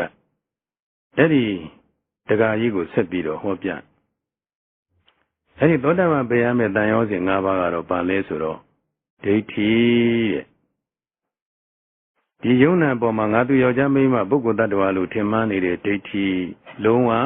မရှိတော့ဘူးဒိဋ္ဌိကိုအမြင့်ပြတ်ပယ်တတ်နိုင်ပြီဒီတက္ကရာဒိဋ္ဌိလုံးဝအမြင့်တတ်ပယ်တတ်နိုင်ပြီတဲ့ဝီဇီကိစ္စဘုရားတရားသံဃာယရဏသုံးပါးပေါ်မှာယုံမှားမှုဘာနဲ့မှယုံမှားမှုမရှိတော့ဘူးယုံမှားမှုလည်းပဲလုံးဝကင်းစင်ပြီတဲ့ဒါလည်းပဲအမြင့်ပြတ်ပယ်တတ်နိုင်တယ်သီလပရပရမတ္တဒီပုဂ္ဂိုလ်ဟာခွေးလိုသွားခွေးလိုစားခွေးလိုအိတ်နွားလိုသွားနွားလိုစားနွားလိုအိတ်ရေချုံမီလိုတုံးခုံစက်ကတ်ဆိုတဲ့အဲ့ဒီမှာသစ္စာလည်းမမြင်ပါပဲနဲ့မဲခင်၈ပါးတရားလည်းမဟုတ်ပါပဲနဲ့ဒီပုဂ္ဂိုလ်ရဲ့အကျင့်တွေဟာချမ်းသာလိမ့်မယ်ဆိုတာလုံးဝလက်မခံဘူးတဲ့ဒီအကျင့်တွေကိုလည်းဘယ်တော့မှမကျင့်ဘူးတဲ့သီလပရပရမတ္တဒါလည်းပဲလုံးဝကင်းတယ်တဲ့နောက်ပြီးတော့အိတ်တာမနာလိုမှုဆိုတဲ့အိတ်တာဒီသောတာပန်ဖြစ်တဲ့ပုဂ္ဂိုလ်မှာလုံးဝမရှိတော့ဘူးတဲ့ကိုယ်ရဲ့ဘာအကြောင်းကြောင့်မှတိုးတက်နေလို့ကိုယ်ရဲ့သားနေလို့ပညာသားနေလို့ယာတုသားနေလို့စီးပွားသားနေလို့ရုပ်ဆင်းအင်္ဂါသားနေလို့အပေါင်းအသင်းမိတ်ဆွေတွေတာပြီးတော့ပေါ်များနေလို့ဒီပုဂ္ဂိုလ်ပေါ်မှာအိတ်တာဆိုတာမနာလိုမှုမရှိတော့ဘူးတဲ့မစ္စရိယကိုလိုကောင်းစားချမ်းသာမှာကိုဝန်တိုမှုဆိုတဲ့မစ္စရိယလည်းမရှိတော့ဘူးတဲ့။ဒါသမားကြီးဘုန်းကြီးတို့ပုထုဇဉ်များမှာကိုကဒီလူကိန်းအလုပ်လေးအကင်လေးနဲ့အလုပ်ကင်ဖြစ်နေပြီဆိုရင်တခြားပုဂ္ဂိုလ်လည်းဒီလုပ်ကင်လေးနဲ့ဖြစ်အောင်မျှဝေခြင်းနဲ့စိတ်မရှိကြဘူးလေ။သူလည်းကိုလိုချမ်းသာလာမှာကိုစိုးရိမ်တယ်လေ။ဒီပုဂ္ဂိုလ်နဲ့ဆက်သွယ်မိလို့ဒီကိုကယာရုတွေတက်လာတယ်အကျိုးစီးပွားတွေဖြစ်ထွန်းနေတယ်ဆိုရင်ခြားပုဂ္ဂိုလ်လည်းဒီပုဂ္ဂိုလ်နဲ့ဆက်သွယ်မိအောင်ကိုဘာမှလုပ်မပေးတော့ဘူးလေကိုလိုသူလည်းပဲကောင်းစားလာမှာချမ်းသာလာမှာကိုဝန်တိုတာကိုမစ္စရိယလို့ခေါ်အဲ့ဒီဝန်တိုမှုဆိုတဲ့မစ္စရိယလည်းပဲအဲ့ဒီသောတပန်ဖြစ်တဲ့ပုဂ္ဂိုလ်မှာမရှိတော့ဘူးအဲ့ဒီတန်ရောစဉ်၅ပါးကိုပယ်နိုင်တယ်ဘာတွေပယ်နိုင်တာလဲတန်ရောစဉ်၅ပါးကိုပယ်နိုင်တယ်ဆိုတော့ကဲတရားကြီးတဲ့အဲ့ဒီမှတ်ကြောက်ပဲဒါဘုန်းကြီးတို့သောတာပန်ဖြစ်တဲ့ပုဂ္ဂိုလ်မှာဒိဋ္ဌိဝိသိကိစ္စသီလပရပရမတ္တအိတ်တာမစ္စရိယဒီတန်ရောစဉ်၅ပါးကိုပယ်နိုင်မပယ်နိုင်ဒါတရားကြီးကိုယ်တိုင်ဆုံးဖြတ်ဆိုပြီးတော့ဆရာတော်ဘုရားကြီးကအဲ့ဒီမှာသူ့ကိုဒီဓမ္မရာတသုတ်တံမှာလာတဲ့သောတာပန်ဤဂုဏ်အင်္ဂါ၄ပါးနဲ့ဒီသောတာပန်ဖြစ်တဲ့ပုဂ္ဂိုလ်ပယ်ရမယ့်တန်ရောစဉ်၅ပါးကိုဟောကြားပေးလိုက်ပါအဲ့ဒီဟောကြားပေးလိုက်တဲ့အခါကျတော့ဒကာကြီးဟာသူ့ဟာသူပဲခေါင်းရမ်းလာတယ်ဘုန်းကြီးဘေးနားမှာထိုင်နေတာဆိုတော့တပည့်တော်မပြည့်စုံသေးပါဘူးဗျာဒ ဒီမှတ်ကြောင်းနဲ့တင်ကြည့်ရင်အတင်မခံနိုင်သေးပါဘူးတဲ့တပည့်တော်မှာဒီလောက်ထိအောင်မပြည့်စုံသေးဘူးဗျာတဲ့သဘောပေါက်ပါပြီတဲ့အဲ့ဒီမှာဒကာကြီးကကြည်ကြည်နက်နက်ပါပဲဆရာတော်ဘုရားကြီးကဉာဏ်ကိုအဆုံးဖြတ်ကိုယ်တိုင်မပေးခဲ့ပါဘူးဒါကြောင့်မို့ဘုန်းကြီးတို့ဒီသာသနာမှာဉာဏ်တွေကိုဘယ်ပုဂ္ဂိုလ်အားဖြင့်ဘယ်လိုဉာဏ်တွေပေးနေပြီဉာဏ်တွေဖြစ်နေပြီဆိုတာမျိုးအဲ့ဒါမျိုးဟာမြတ်စွာဘုရားမှလွယ်၍ဉာဏ်ကိုအဆုံးဖြတ်မပေးပါဘူးဘုရုသောတာပန်ဖြစ်ပြီးဘုရုတဂရကံဖြစ်ပြီးဘုသူအနာကံဖြစ်ပြီးယဟန္တာဖြစ်ပြီးလို့မြတ်စွာဘုရားတပါးတည်းပဲဆုံးဖြတ်ပေးခဲ့ပါတယ်ရှင်သာရိပုတ္တရာရှင်မမောက္ကလံရှင်မကတ္တပညီတော်အာနန္ဒာမှစပြီးတော့ဘယ်ပုဂ္ဂိုလ်မှဒီဉာဏ်ကိုအဆုံးဖြတ်ပေးခဲ့တာမရှိခဲ့ပါဘူးဒါကြောင့်ဘုန်းကြီးတို့ကျေးဇူးတော်ရှင်မာသီဆရာတော်ဘုရားကြီးဟာလည်းပဲယောဂီတွေကိုဉာဏ်အဆုံးဖြတ်မပေးခဲ့ပါဘူးဒီတော့ဉာဏ်အဆုံးဖြတ်မပေးတော့အရှင်ဘုရားတို့မာသီတန္တနာရိပ်တာကဉာဏ်စဉ်တရားတွေနာခွင့်ပေးတယ်နာခွင့်မပေးဘူးစသည်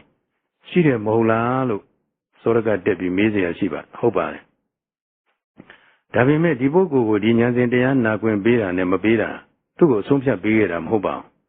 ယောဂီရဲ့သီလသမာဓိသူဝိပဿနာပညာ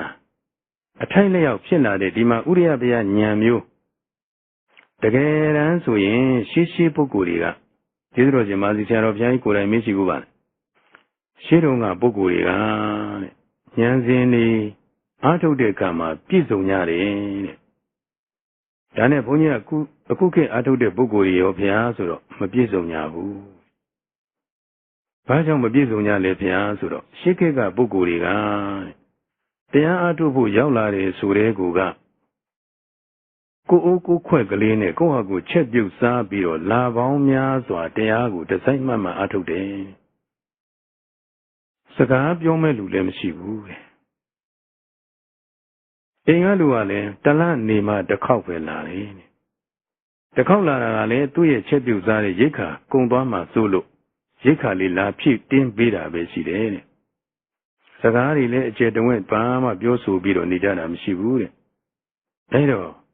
ကိုတရားလေးကိုပဲနောက်ပြီးတော့အစားအသောက်နဲ့ပတ်သက်လို့လည်းပဲအဲ့ဒီရှေးခါကာလကပုဂ္ဂိုလ်တွေကမိမိတို့အိမ်ကနေကြော်လှော်ပို့ထားတဲ့ဟာလေးပဲဒါလေးနဲ့ငပြည့်ကြော်ငချောက်ကြော်ဒါလေးနဲ့ပဲမနေ့လဲဒါပဲနေ့လဲဒါပဲဒါနဲ့ပဲပြီးတယ်အခုခေတ်ပုဂ္ဂိုလ်တွေကမနေ့ကြတော့လည်းပဲမတင်းတင်နိုင်ဘူးဟိုဟာနဲ့မှဒီဟာနဲ့မှအဲ့ဒီဟာဒီပြည့်စုံအောင်ပါပြန်တော့လည်းပဲအချိုလေးတဲခြင်းသေးတယ်လို့ပါပြန်ရောအမျိုးစုံမတင်းတင်နိုင်ဘူးနေ့ကြကြတော့လည်းပဲဟိုဟာနဲ့မှဒီဟာနဲ့မှဒါမကြိုက်ဘူးဟိုဟာမစားဘူးဆိုတာဖြစ်လာအဲ့ဒီရှိခေတ်ကပုဂ္ဂိုလ်တွေကဒီစားတဲ့အစားတောင်းတဲ့ဆက်လို့လည်းပဲဒီဘက်မှာလောဘတဏှာတွေကအတော်နေတာပဲရှိတာလေးနဲ့ရောင်ရဲတင်းနေပြီးတော့တရားကိုသာဒီဇိုင်းမှမှနဲ့ကြိုးစားအားထုတ်တဲ့အခါကျတော့အဲ့ဒီပုဂ္ဂိုလ်တွေကဉာဏ်စဉ်တရားတွေပြည့်ပြည့်စုံစုံဖြစ်ကြတယ်တဲ့အခုခေတ်ပုဂ္ဂိုလ်တွေကြတော့ရောက်လာတဲ့ကဒီကနေ့ရောက်လာနောက်ရက်ကျအင်္ဂါလူကလိုက်လာပြီနောက်ရက်ကျအင်္ဂါလူကလိုက်လာပြီဟောဟိုဘက်ကြတော့လေအကြောင်းနေတဲ့ပုဂ္ဂိုလ်နဲ့တခါနဲ့အခန်းပေါ်ကကိုကမသိလို့ဘယ်လာတာလဲသွားမိတ်ဆက်ပြီဘယ်လာတာလဲဘယ်နည်းနေမှာလဲသွားမိတ်ဆက်ပြီးစကားပြောပြီအဲ့ဒီကူကဘာတမာရီမှဖြစ်เสียအကြောင်းကမရှိတော့အဲ့တော့ဉာဏ်နေဖြစ်ဖို့ဆိုတာလေတော့ခက်ခဲပါအဲ့တော့ဉာဏ်တွေကပြည့်ပြည့်ဝဝမဖြစ်ကြဘူးသို့တော်တဲ့ပြည့်ပြည့်ဝဝမဖြစ်ပေမဲ့တမာတိတွေရလို့စိတ်တည်ငြိမ်မှုလေးရလို့နိဗ္ဗာန်တရားတွေကင်းပြီးတော့အာယုမစိတ်လေးမြဲလာပြီဆိုရင်တဲ့သူဟာတရားရဲ့အတွေ့လေးတွေရသွားပြီကိုယ်စိတ်အေးချမ်းမှုလေးတွေရနေပြီတဲ့နောက်ပြီးတော့လည်းပဲယုတ်တရားနံတရားလေးတွေရဲ့ဖြစ်မှုပြမှုသဘောလေးကိုသူသဘောပေါက်သက်ဝင်သွားတယ်ဆိုရင်ပဲတရားတရားတွေလည်းအားကောင်းလာပြီအဲ့ဒီလောက်တရားတရားတွေအားကောင်းလာပြီဆိုရင်ဒီပုဂ္ဂိုလ်တဲ့ရိတ်တာမလာပါနဲ့ပြောတော့မနေတော့ပါဘူးတဲ့ဒီပုဂ္ဂိုလ်ကလာပြီးတရားတွေဆက်ပြီးအားထုတ်မှာပါပဲတဲ့အဲ့တော့အဲ့ဒီလိုတရားတရားလေးတွေဖြစ်လာတဲ့ပုဂ္ဂိုလ်တွေကိုဒီဉာဏ်စဉ်တရားလေးတွေကိုယ်တွင်းနဲ့ကိုယ့်ဟာကိုယ်တိုက်ဆိုင်ကြည့်နိုင်အောင်မို့ဒီတရားလေးတွေနာခွင့်ပြုတာနာခွင့်ပေးလိုက်တာဆိုတာကိုဆရာတော်ဘုရားကြီးကိုယ်တိုင်မင်းရှိခဲ့ပါဒါကြောင့်မို့ဘာမှအာမထုတ်ဘဲနဲ့လည်းအဲ့ဒီဉာဏ်စဉ်တရားနာမယ်ဆိုရင်နာခွင့်ရှိပါတယ်နာလို့ရပါတယ်ဘာကြောင့်လဲဆိုတော့ဒီတရားတွေနာထားပြီးပြီဆိုရင်လည်းပဲအဲ့ဒီပုဂ္ဂိုလ်ကအော်ငါတို့သိပြီးသားပဲဆိုပြီးတော့တရားဟုတ်ဒီပတ်ဒီအာထုတ်မှမဟုတ်တော့ဘူးလေဒါကြောင့်မို့ရှေ့ကမလုံးလေးပြထားတဲ့သဘောပါ ဟုတ်တယ်မို့လားဒီတရားတွေကိုတကယ်ကြိုးစားအားထုတ်ရင်ဒီတရားတော်ကြီးနားမယ်ဆိုတာလေးပါအဲ့ဒါဓမ္မရာသသုတ်တန်ကြီးကိုဆရာတော်ဘုရားကြီးဟောကြားထားတာပါဆရာတော်ဘုရားရဲ့တန်မြတ်စွာဘုရားဟောတဲ့တရားပါမြတ်စွာဘုရားရဲ့အဆုံးဖြတ်တွေပါအဲ့ဒီလိုဆရာတော်ဘုရားကြီးကဒီဓမ္မရာသသုတ်နဲ့ဒီပင်ရမယ်တန်ရောစဉ်တွေကိုဟောပြလိုက်တဲ့အခါကျတော့မှအဲ့ဒီတရားကြီးဟာသူဓာတ်တွေမပြည့်စုံသေးပါဘူးဗျာတပည့်တော်သဘောပေါက်ပါပြီဆက်လက်ပြီးတော့ကြိုးစားအားထုတ်အောင်မယ်ဆိုတာတပည့်တော်သဘောပေါက်ပါပြီဆိုပြီးပြန်သွားတယ်ဒါကြောင့်ဘုန်းကြီးတို့ယောဂီများလည်းပဲသောတာပန်တယောက်ဖြစ်ပြီဆိုတဲ့ပုဂ္ဂိုလ်ဟာသောတာပန်မှာပြည့်စုံရမယ်ဂုဏ်ရင်ကဘယ်နှပါးရှိရမယ်ဂုဏ်ရင်က၄ပါးပြည့်စုံရမယ်ဘုရားဘောတရားဘောသံဃာဘောယုံကြည်မှုတွေခိုင်နေရမယ်သံဃာတော်တွေဆိုရင်ဒီကိုယ်တော်ကဘာတွေလုပ်နေတာပဲဆိုတဲ့အနေနဲ့အကြီးညိုတွေမပြည့်ရဘူးအဲဒီသံဃာဂုဏ်ကိုလည်းပဲဂုဏ်ကိုအာယုံပြုပြီးတော့ကြီးညိုရမှာလေဟုတ်တယ်မလားအဲဒါဘုရားတရားသံဃာယရဏသုံးပါးပုံမှာယုံကြည်မှုခိုင်မြဲရမယ်နောက်ပြီးတော့၅ပါးသီလမြဲရမယ်ဘာအကြောင်းကြောင့်မှ၅ပါးသီလမပြည့်စည်ဘူးဟုတ်တယ်မလားအဲ့ဒီဂုဏ်ရင်က၄ပါးပြည့်စုံရမယ်နောက်ပြီးတော့ပယ်ရမယ်တန်ရောစဉ်ဘယ်နှပါလဲဒိဋ္ဌိရဲ့ဝိဇိကိစ္စရဲ့သီလပရပရမာသရဲ့ဣဒ္ဓာရဲ့မစ္စရိယကဲဒီလိုဆိုရင်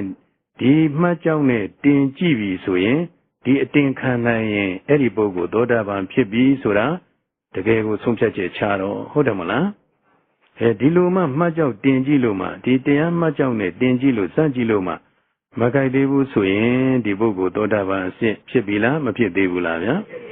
မဖြစ်သေးဘူးအဲ့ဒါကြောင့်မို့ဘုန်းကြီးတို့ယောဂီများဒါခုခေတ်မှာလည်းပဲရှိခေတ်ကလို့သောတာပန်ဆိုတဲ့ပုဂ္ဂိုလ်တွေဟာအခုပေါ်ထွန်းနေကြပါပြီသောတာပန်ဘယ်သူကဖြစ်ပြီသောတာပန်ဘယ်နည်းနဲ့ပရိသတ်ကလည်းဘယ်မှာတရားထုတ်သွားတာသောတာပန်ဘယ်နည်းနဲ့သောတာပန်ဖြစ်သွားတာတဲ့ဘယ်ပုဂ္ဂိုလ်ကတော့အမလီတက္ကရာကအဆင့်တောင်တက်သွားပြီတဲ့ဖြစ်နေကြပါပြီအဲဒါကြောင့်မို့သောတာပန်တကယ်ဖြစ်မဖြစ်ကိုဒီလောက်ဆိုရင်ဘုန်းကြီးတို့ယောဂီများသဘောပေါက်လောက်ပြီဟုတ်တယ်မလားသဘောပေါက်လောက်ပြီနော်သောတာပန်ရွှေစင်မစင်မှတ်ကြောက်တင်ကြည့်ရတယ်လို့သောတာပန်တကယ်စင်မစင်ဓမ္မမှတ်ကြောက်တင်ကြည့်လို့မရဘူးလားဒါဓမ္မမှတ်ကြောက်ပါပဲဒါနဲ့ပဲတင်ကြည့်ုံပါပဲဟာသူကဟုတ်ချင်မဟုတ်မှာတော့ဘာလို့လုံးမနေပါနဲ့သူ့ကိုတကယ်ဟုတ်မဟုတ်ကိုယ့်ကိုလေ့လာကြည့်ပါလေ့လာကြည့်လို့ဒီတိုင်းမှတ်ကြောက်တင်ကြည့်လို့ဒီပုဂ္ဂိုလ်ဟာတကယ်တမ်းခိုင်မြဲတယ်ဆိုရင်အဲ့ဒီပုဂ္ဂိုလ်သောတာပန်အစစ်တကယ်ဖြစ်နေပြီဆိုတာတကယ်တမ်းကိုပဲလက်ခံယုံကြည်ဖို့ပါပဲဟုတ်တယ်မလားဒါကြောင့်မို့အဲ့ဒီတော့ဒီခုံကြီးတွေကိုဘုရားရှင်ကိုရောမြတ်ကြီးကဗုဒ္ဓေအဝဇ္ဇပတာရိဏသမ္မနာကတောဓမ္မေအဝဇ္ဇပတာရိဏသမ္မနာကတောသံဃေအဝဇ္ဇပတာရိဏသမ္မနာကတောအရိယကံတေဟိတိလေဟိသမ္မနာကတောတိဗုဒ္ဓေမြတ်စွာဘုရားရှင်ကိုရောမြတ်ကြီးအပေါ်၌အဝဇ္ဇပတာရိဏဉာဏ်ဖြင့်သက်ဝင်မြင်သိ၍ယုံကြည်သောတရားနှင့်သမ္မနာကတောပြည့်စုံ၏ဓမ္မေမြတ်စွာဘုရားရှင်ဟောကြားတော်မူထားတဲ့တရားတော်အပေါ်၌အဝဇ္ဇပတာရိဏဉာဏ်ဖြင့်သက်ဝင်မြင်သိ၍ယုံကြည်သောတရားနှင့်သမ္မာနာကတောပြည့်စုံ၏တန်ဃေတန်ဃာတော်များအပေါ်၌အဝဇ္ဇပတာရိဏဉာဏ်ဖြင့်သက်ဝင်မြင်သိ၍ယုံကြည်သောတရားနှင့်သမ္မာနာကတောပြည့်စုံ၏အရိယကံတေအရိယတို့မြတ်တို့အပ်သောသီလေဟိ၅ပါးသီလနှင့်သမ္မာနာကတောပြည့်စုံပါ၏ဟိတိဤသို့ဘဂဝါတို့ဘုန်းတော်သခင်ဘုရားရှင်ကိုရောမြတ်ကြီးသည်